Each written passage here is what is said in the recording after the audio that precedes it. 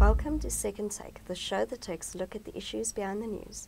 It's been an active week and a bit for the energy sector, with Energy Minister Jeff Radebe hosting a stakeholder gathering and Eskom providing an update on its turnaround. Terence joins me to speak about developments. Hi Terence. Hi Chanel. What were some of the main highlights from Minister Radebe's roundtable? Well, I think it really shows that we're moving into the action phase of policy making now in South Africa. So there's a commitment to consulting around the integrated resource plan and the integrated energy plan, the gas master plan, the liquid fuels master plan.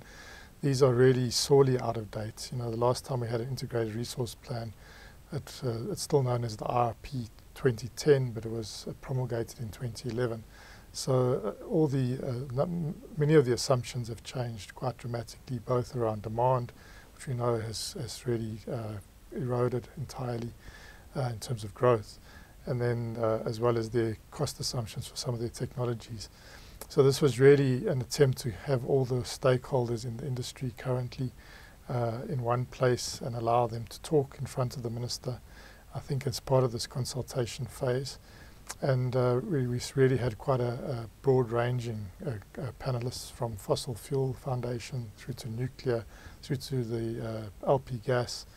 So there was a lot said over the day. Really, from a news perspective, the main highlight was that renewable energy bid window 5 will be released later this year.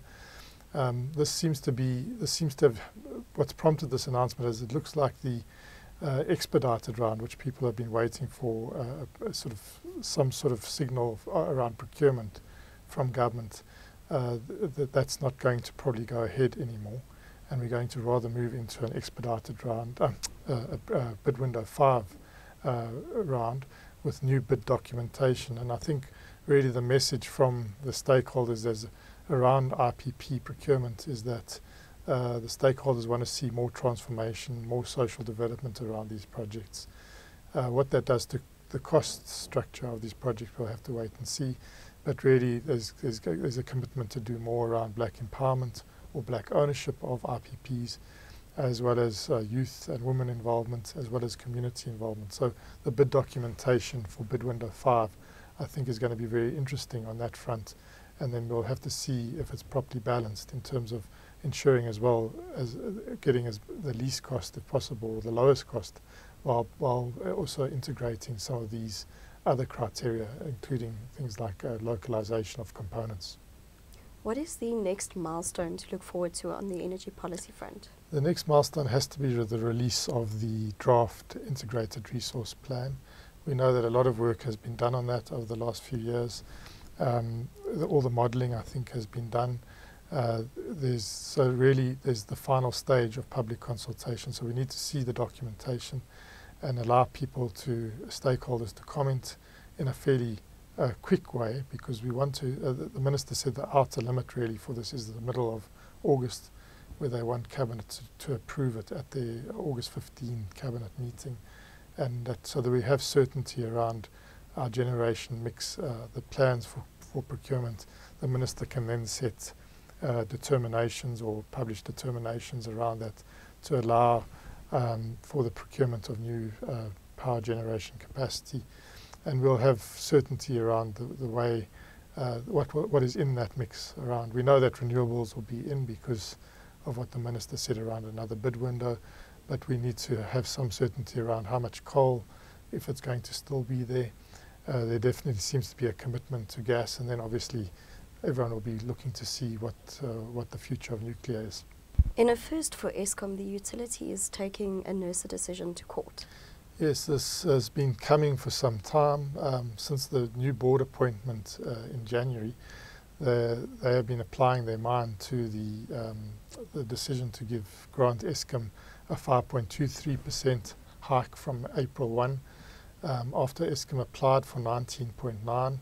And when Eskom, went through a very hostile public participation process, their assessment was that they couldn't really get anything less than around 12%. So they waited for the record of decision from Nersa, which has been published, and then have reviewed it as a board as to whether they can find some relief. And they felt that they feel that Nersa has erred in terms of its methodology and they have an engagements with Nersa, which I think was, it was always going to be on a losing wicket there. I think in terms of the legislation, there was no other way. But if you disagree with the Nersa decision, you have to, because it's an administrative decision, you have to take it to the courts to set aside. And then there will be a process of some sort of review of that decision. So that's where we're at. In the next few days, Eskom will be putting that decision for the 2018-2019 financial year to the courts, and we'll be arguing that it isn't in line with the methodology, I suppose, and they say it's definitely not cost reflective, and they'll obviously be looking for the courts to set it aside, and then I'm not too sure from there what the engagement will be with Nersa. There might have to be another set of public consultations. And there's lots of balls in the air around this, because we've also got the RCA applications that have to be adjudicated probably by the end of next week. June the 21st, I think, was set as the date for that. And there's a lot of anxiety around that as well, and what that could mean for the price path. And then obviously Eskom has to be preparing its next round of applications for the next medium-term policy determination period, which will be over a 3-year period. So it will be interesting to see how this review, if the court sets it aside, how that all fits in to these moving parts. But Eskom also stressed that this is just one part, one component of a bigger financial viability plan that has now been approved by the board.